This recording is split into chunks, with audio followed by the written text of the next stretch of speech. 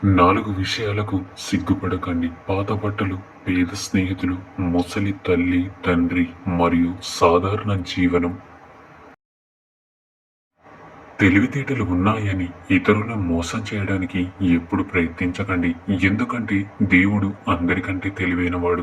ఖచ్చితంగా నీకు బుద్ధి వచ్చేలా గుణపాఠం చెప్తాడు. ఎవరిని తక్కువగా చూడకండి. ఎందుకంటే రూ. 5 పెన్ను కూడా 5,00,00,000 చెక్కు రాస్తుంది. జీవితం కూడా అంతే. ఎవరి విలువ వారిదే. ఎంత చదువుకున్నాం అన్నది ముఖ్యం కాదు. ఆ చదువుకు తగ్గట్టు ఎంత సంస్కారం నేర్చుకున్నాం అనేది ముఖ్యం. జీవితం బాగుండాలంటే పేరులో అక్షరాలు మార్చుకోమని, అంకెలు మార్చుకోమని, ఇల్లు మార్చమని, ఇలవేలుపుని మార్చమని చెబుతారు. కానీ బుద్ధి మార్చుకోమని ఎవరు చెప్పరు. ఓపిక చాలా విలువైనది. అది ఎంత ఉంటే జీవితంలో అంత నేర్చుకుంటావు. వయసు పెరుగుతుంటే జ్ఞానం పెరగాలి, కానీ చులకనగా చేసి మాట్లాడే రూపం మాత్రం కాకూడదు. కాలం మారుతుందో లేదో తెలియదు, కానీ మనుషులు మాత్రం ఖచ్చితంగా మారుతున్నారు. ఎదురుగా ఉన్నప్పుడు ఒకలా, లేనప్పుడు ఇంకోలా ఉంటారు. జీవితంలో ఎదురు దెబ్బలు తగలడం మంచిదినేమో. కాలికి దెబ్బ తగిలితే వెళ్లే దారిలో ఎలా నడవాలో తెలుస్తుంది. అదే మనసుకు తగిలితే ఎటువంటి వారితో ఎలా ఉండాలో నేర్పిస్తుంది. కోపంలో వచ్చిన మాటలు పట్టుకుంటే మనసు విరిగిపోతుంది. అదే ఆ కోపం వెనుక ఉన్న ఆ బాధను తెలుసుకుంటే ఆ బంధం నిలబడుతుంది. ఏ బంధంలో అయినా ఒక అడుగు మనం, ఒక అడుగు వాళ్ళు వేస్తేనే దగ్గరవుతాం. కానీ అన్ని అడుగులు మనమే వేస్తే చులకన అవుతాం. కొందరికి మనం చెప్పే సమాధానం కన్నా కాలం చెప్పే సమాధానం కరెక్ట్‌గా ఉంటుంది. ఓపిక పట్టి చూడు. ఓపిక చాలా విలువైంది. చెట్టుకి, డబ్బుకి మాటలు వస్తే ఆ 2 చెప్పే మాట ఒకటి. ఈరోజు నన్ను కాపాడుకో, రేపు నిన్ను కాపాడుతా. ఎవరి గురించి ఎక్కువగా ఆలోచించకు. అది మనశ్శాంతిని దూరం చేస్తుంది. ఏమి జరిగినా దైవ నిర్ణయం అని భావించు. మనసు ప్రశాంతంగా ఉంటుంది. గడిచిన కాలం చాలా బాగుంటుంది. ఎందుకంటే మళ్ళీ తిరిగి రాదు కాబట్టి. రాబోయే కాలం అందంగా ఉంటుంది. నచ్చినట్లు ఊహించుకుంటాం కాబట్టి. ప్రస్తుతం కష్టంగా ఉంటుంది. ఎందుకంటే అనుభవిస్తున్నాం కాబట్టి. అందరి గురించి ఆలోచించే వాళ్ళు ఎక్కువగా బాధపడతారు. ఎవరు ఎలా పోతే మనకెందుకులే అనుకునేవారు హుందాగా, దర్జాగా ఉంటారు. తప్పు లేని చోట తల వంచకు, నమ్మకం లేని చోట వాదించకు. మంచి మనసున్న వారికి భగవంతుడు 1000 కష్టాలు కల్పించిన అంతకు రెట్టింపు సంతోషాలను అనుగ్రహిస్తాడు. కోట్లు కూడబెట్టి కడుపు నిండా తినలేని వారి కంటే కష్టాన్ని నమ్ముకొని కడుపు నిండా తినేవారే ఎంతో అదృష్టవంతులు. మన శరీరంలో ఎక్కువ భాగం నీరే ఉంటుంది. కానీ ఏదైనా గాయమైతే మాత్రం రక్తమే బయటికి వస్తుంది. గుండె నిండా రక్తం ఉంటుంది, కానీ మనసు గాయపడితే మాత్రం కన్నీళ్లు బయటికి వస్తాయి. మనం ఎంత తెల్లగా ఉన్నా నీడ మాత్రం నల్లగానే ఉంటుంది. రంగులతో కాదు జీవితం, మంచి మనసుతో ఉండాలి. జీవితం ఏది మనకు నేర్పదు.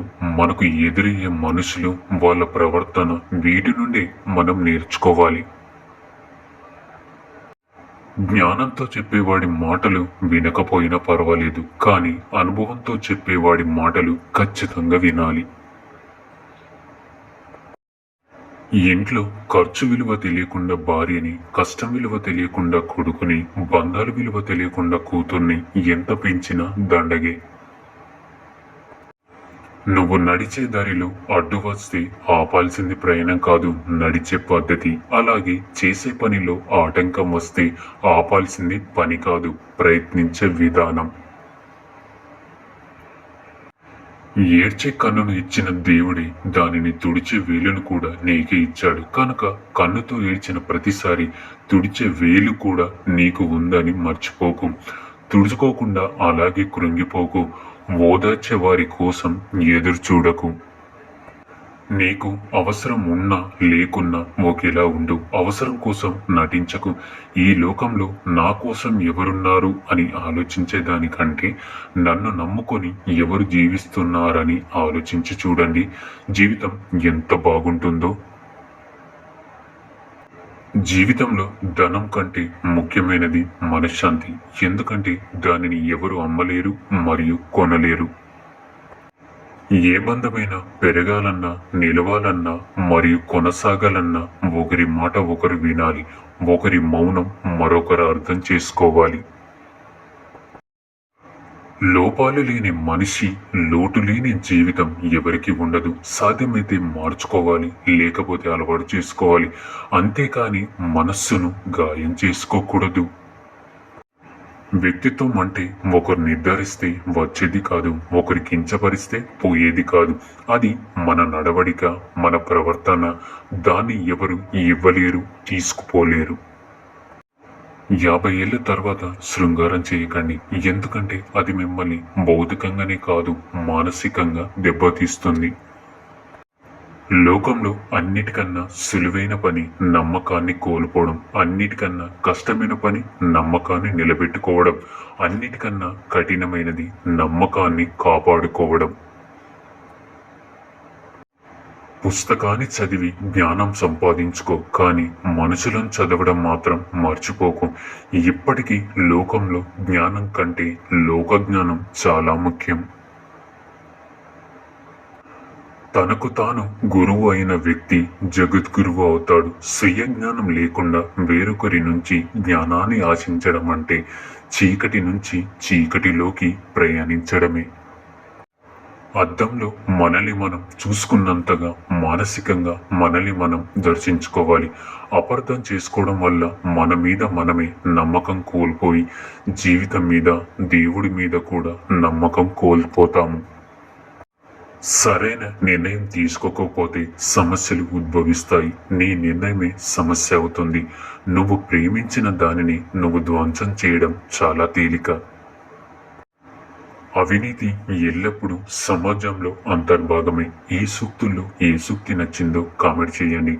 ఈ వీడియో గనుక నచ్చినట్లయితే మరిన్ని వీడియోస్ కోసం మన ఛానల్ని సబ్స్క్రైబ్ చేసుకొని మాకు కొంచెం సపోర్ట్ చేయండి. ధన్యవాదములు.